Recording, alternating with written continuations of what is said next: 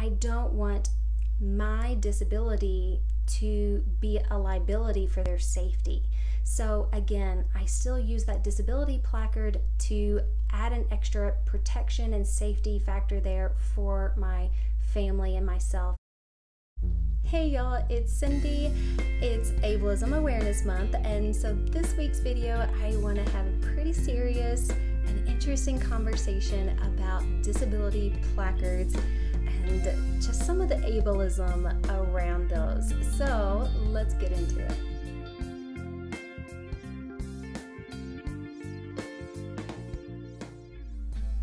There's a variety of reasons why we play the parking lot shuffle, right? Whether you're the driver or the passenger, we've all experienced those times where we roam a parking lot going up and down, or circling around a block trying to find just one free space, right? Or on the other hand, like, when you go to the grocery store or Walmart or mall, there's always usually spots available, but they're like all the way far back in no man's land and nobody wants to park there, right? It's just highly inconvenient. Like, hey, I get it, I mean, maybe you sprung your ankle a few days ago and it still hurts to walk. Or, oh, here's a good one. You're a mom and your baby kept you up all night long, 4 days. You're exhausted and you don't want to lug that infant car seat all the way from the back of the parking lot to the store. I get it. I've been there. I understand. I've also observed, this is an interesting one, I've observed people who almost make it like a competition to find the very best parking space, and they'll wait forever just in the wings, just ready to swoop in next to it. Like, it's like that drive where people want to pick up every single grocery bag from the car and get it into the house in one trip, like it's a competition. Anyway, guys, I have to laugh because just observing these things over the years, it's just funny how we treat this whole thing. And hey, I see people get also envious of the disability parking. And hey, it's human nature. I'm envious of everyone who has great vision and can drive or has a beautiful yacht in the Mediterranean, or a beachfront mansion with a nanny and like a house cleaner. Oh God, I'd love a house cleaner. I'm envious of those. It's human nature to be envious.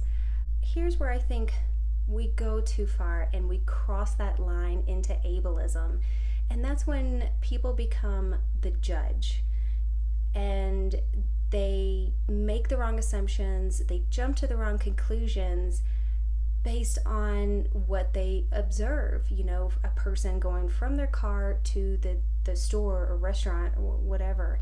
And number one, maybe they feel like they're not disabled enough or something to be worthy of that disabled parking spot. Or, some people think that they're only for wheelchair users, which is untrue.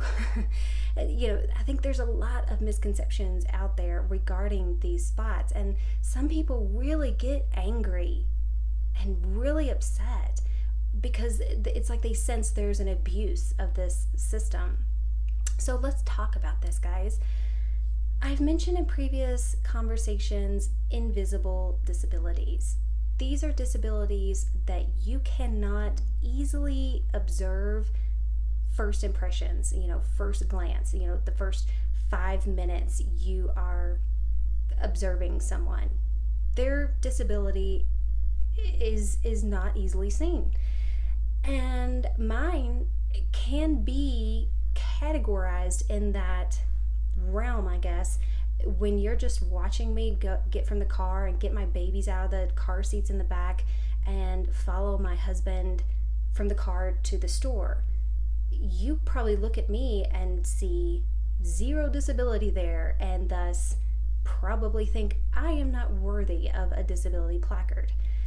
I'm going to get into my rationale and reason why I have one in just a minute.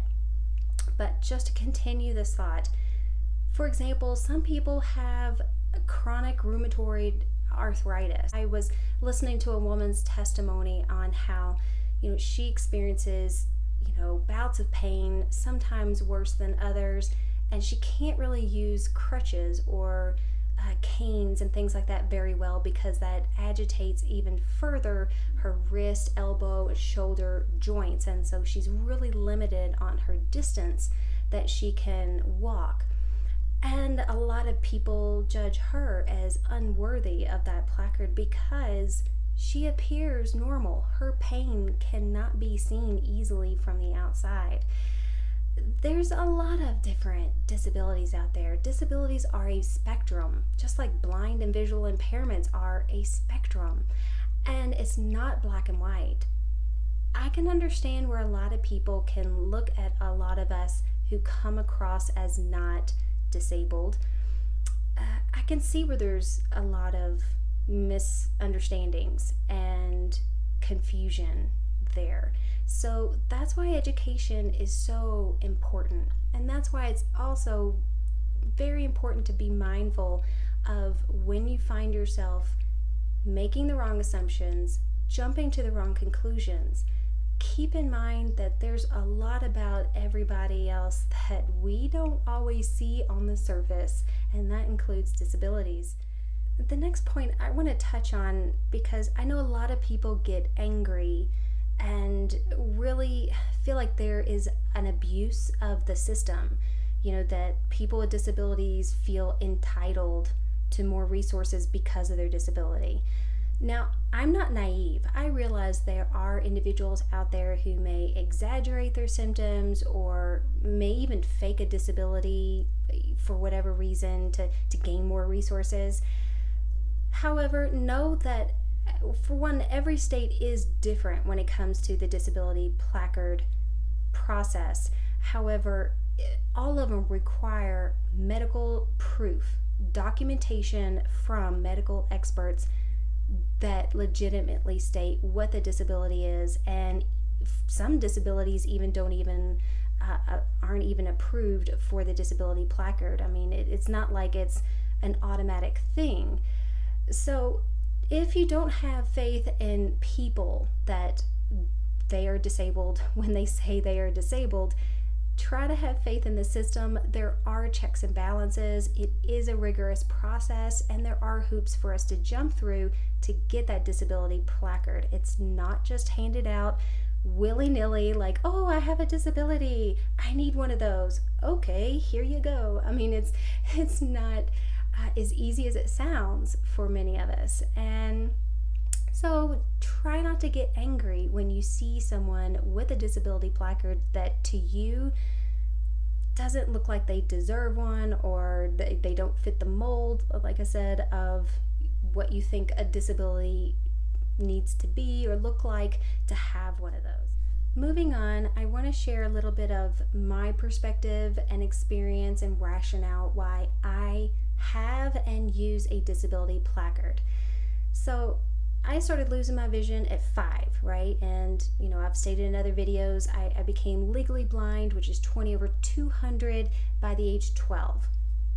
Now, until all those years from 12 to 33 years old, I did not have a disability placard. I felt I did not require one or need one. It was just myself, and going from wherever we parked in the parking lot, I could easily just take the arm of whoever I'm traveling with and be just fine.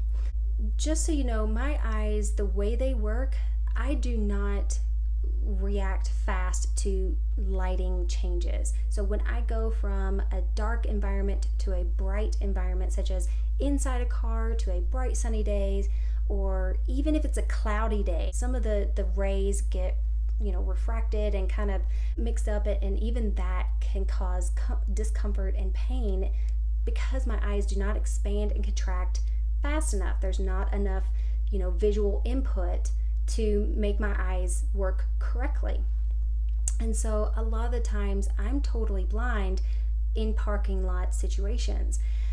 Like I said, up until the age 33, I was okay with this. I was fine with my own adaptive skills, orientation, mobility training, and using the people that are with me to help me navigate those situations safely. Things changed when I turned 33 and it was winter time and I was pregnant. I no longer felt that it was safe for me and my baby to not have a disability placard, because I don't see ice. I don't always see when cars are coming to me, and I especially can't tell when cars are getting ready to back out of a space in front of me. Since I was pregnant, it was winter time. It's not just my safety at risk anymore, it's my children's. And that's where I drew the line. That's when I felt, okay, now I am at a point where this is a good enough reason for me to feel like this resource is important for me. So I went through all the hoops. I filled out all the appropriate paperwork. I got the proper medical documentation proving, my disability and how low vision I was and the safety risks. Now, I still use my disability placard today, after 2 children, and it's because they're still with me. It's not still just me, it's my entire family. And even though we still have my husband or whoever the driver is with their vision, I usually always have a baby on my hip, and I don't want my disability to be a liability for their safety. So again, I still use that disability placard to add an extra protection and safety factor there for my family and myself as we are, moving from the car inside a store or restaurant. Now, I do sense when people get so angry because they don't see the disability in that picture. It's like I have an invisible disability at that point because it's not easily noticeable. And it does hurt my feelings, and I do get a bit upset. Now, the reverse situation also happens. There's times when my family and I are out and about and we need a disability parking spot, but it is occupied by someone who doesn't have a disability placard, or they're just dropping someone off or picking someone up and just idling there. The driver's just sitting there. And so, yeah, that frustrates me. That's putting my family and I out. We have to sit there and wait and figure out, okay, what's going on? Do we need to park all the way in the back and, just be extra vigilant and risk our safety in that situation? Really, that's a road that can go both ways. So I hope you keep that in mind. That pretty much brings me to the end of this video. Thank you so much for watching and your support. I hope you like and share this video with your social circles in our efforts to raise awareness for ableism in April. If you have not yet subscribed, I hope you consider doing so. And by now, hopefully, maybe on my right and left are some videos from my channel that you will also benefit from. It could be more videos from Ableism Awareness Month or back to my usual content. Regardless, I hope you check those out, and they also give you a bit of perspective and insights and food for thought. So thank you so much again for watching. Take care.